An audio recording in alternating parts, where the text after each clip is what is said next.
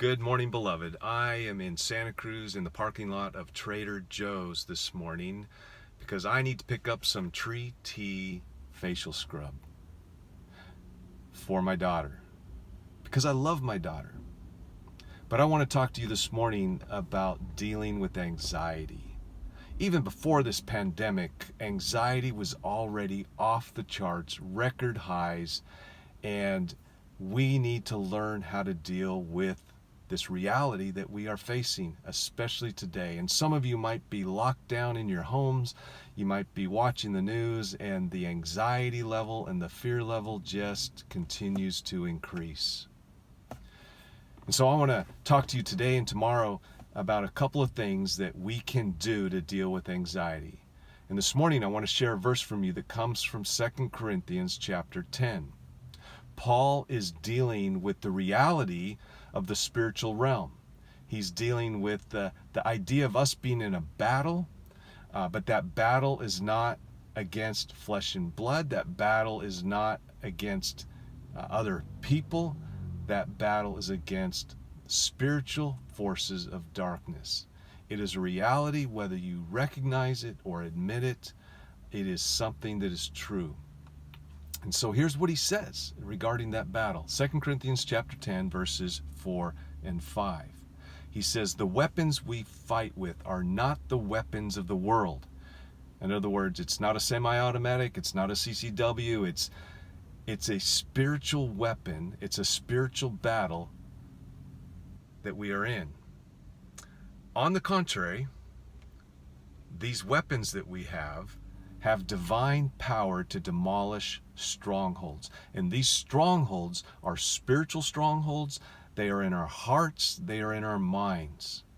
And they want to keep us afraid, and they want to keep us anxious. But Paul goes on, he says, we demolish these arguments. Have you ever argued with yourself? Have you ever argued with God? Well, these are weapons that demolish arguments and every pretension that sets itself up against the knowledge of God. In other words, the lies.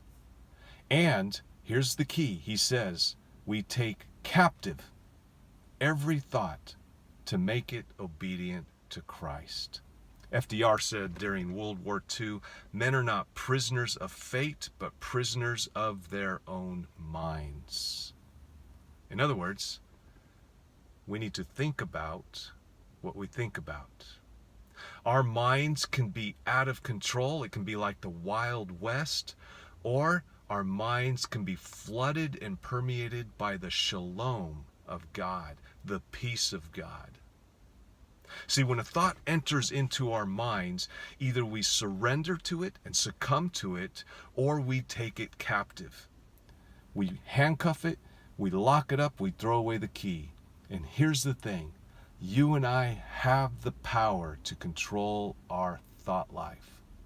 You might not think so, that might seem impossible, but you have been given the power of God, the same power that rose Jesus from the dead, to do what he has asked us to do. And so my question for you this morning, as you think about what you think about, what's influencing your thoughts? What are you listening to? Is it Fox News? Is it MSNBC? Is it family members? Or is it your own thoughts roaming around in your minds over and over and over? Or is it the Good Shepherd? Jesus said, my sheep hear my voice. I think if there's one thing I learned about the voice of God is that it is not going to try to compete with all the noise and all the loudness of this world. But God is going to wait patiently.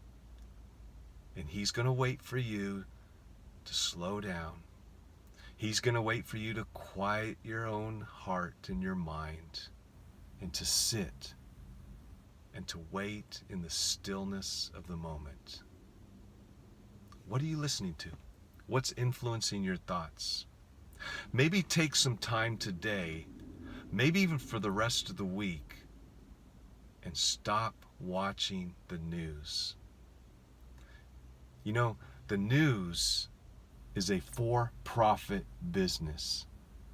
And they have learned that fear sells, that anxiety sells. It keeps people tuned in. Turn it off. Sit in the quietness of your home. Sit in the stillness of the moment. Take a deep breath.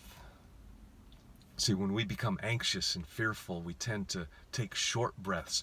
Our body doesn't get the oxygen it needs. It can actually begin to wear down organs in your body over the course of time. And so sit for a moment. Sit still. Sit in the quietness. 10, 15, 20 minutes, however long it takes. And take in a deep breath. And as you breathe in deeply, let your mind focus on the goodness of God. Let your mind dwell on the presence of God. He is with you. He will never leave you. He will never forsake you. As you breathe in deep, breathe in the love of God. Nothing can separate you from His love.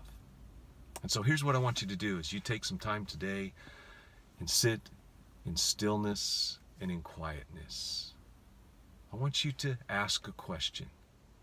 What is Jesus saying to me? What is the Good Shepherd saying to me? What is Jesus inviting me to? Is He inviting me to a life of chaos and fear and anxiety? Or is He inviting me to His shalom, His peace?